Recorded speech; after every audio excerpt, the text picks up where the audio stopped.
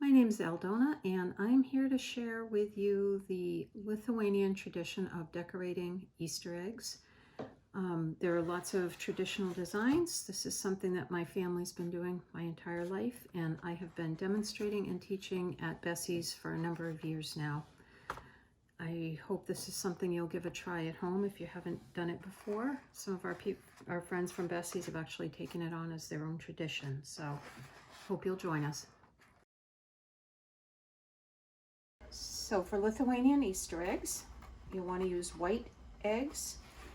They're hard-boiled, and you'll want to take them out of the water while they're still hot so they'll dry thoroughly. Keep them at room temperature. Don't put them in the fridge, or the wax, which is the next step, will not adhere properly. The wax, I usually use beeswax. I got this big chunk at the health food store. If you don't have beeswax and you're trying this for the first time, you can also just use some candle wax. You'll want to use some kind of a heat-safe metal container. Like this is a can, top of a tea tin. A jar lid will work just as well. And the wax will get heated on your pancake grill that you have at home. You'll want to make sure that your wax doesn't smoke. If it smokes, it's too hot and you'll have to turn down the temperature. So you just want to shave a little wax into your tin. If you find you enjoy this, then just let the wax cool off in the lid when you're done, and you can use it from year to year. The wax is applied with this high-tech tool, which is, you can see, is a pencil. And it just has a simple common pin tucked into the eraser end. These pins happen to have a glass head. I think they work nicely, but you can use whatever you've got at home.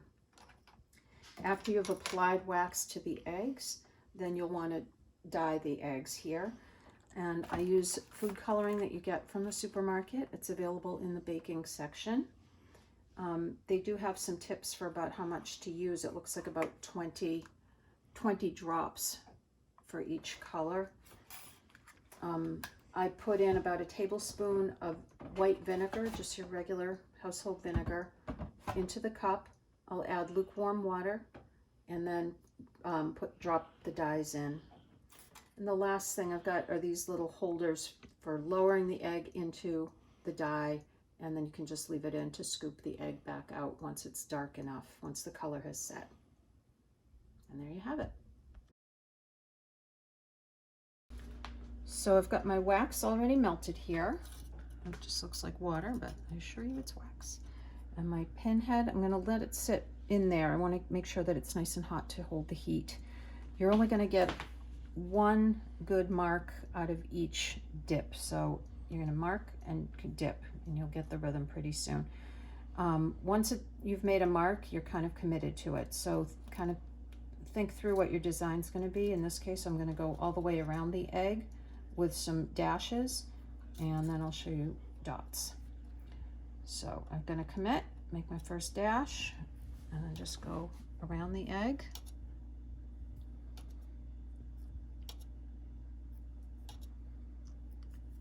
Once I've gone all the way around, then I'm going to come in and make strokes that come in on that line that I set up initially. You can make your dashes curved as well as straight.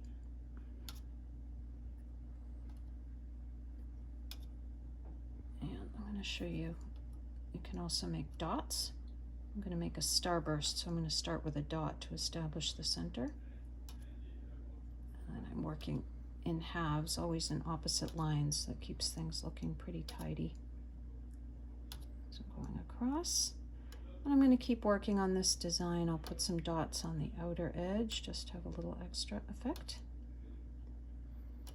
And this is a resist technique. So everywhere there's wax is going to remain white. The white is resisting the dye. And let's show you how it looks. Come on over to the dyes. All right, so I've got my egg finished, covered with wax.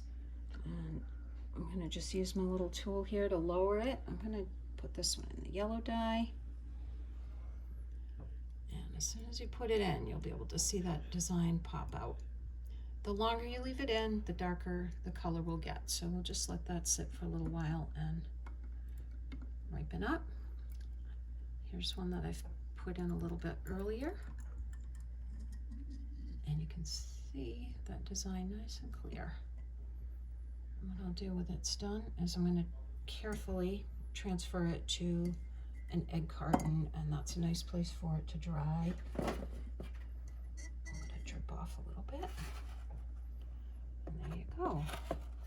If you're feeling ambitious, you can also let this dry and you can apply more wax. So the same way that your first coat of wax retained the white, if I put wax on it now, that red is going to stay everywhere that I put the wax, and a new color will appear to be the background color. So I wanted to show you an example of doing a 2-color dye job. So as you can see, the white resisted. That was the first wax that I put down, and I'm not sure how well you can see, but I've been putting some wax over the red. So just adding in some lines, filling in the design. This is getting a little busy, but we'll put this in, and then as soon as I put it in, you'll be able to see how the color changes. The nice thing working with these dyes is even if you put it in the opposite color on the color wheel, I'm going to put this in green, which usually red and green would make mud, but it'll make a really interesting color. So I'm going to put that in the green and you'll get to see what happens. And you can see those dots floating in there, that's wax. Sometimes when it's not the right temperature, it kind of floats off when you put it into the dye, so something to keep an eye on. And you can see the design already starting to pop, and if you know from painting that the brown and red usually make mud, but here it just is kind of an interesting and exciting color, makes the red pop. And there you go, dyeing with 2 colors. So I hope you enjoyed this and that you're going to give it a try at home. I sure wish we could all be together at Bessie's like we usually are, and with our families like we'd all like to be. But despite it, we can appreciate what we have even more when this is all over. Linksmu veliku. In other words, Happy Easter. Love, Bessie's.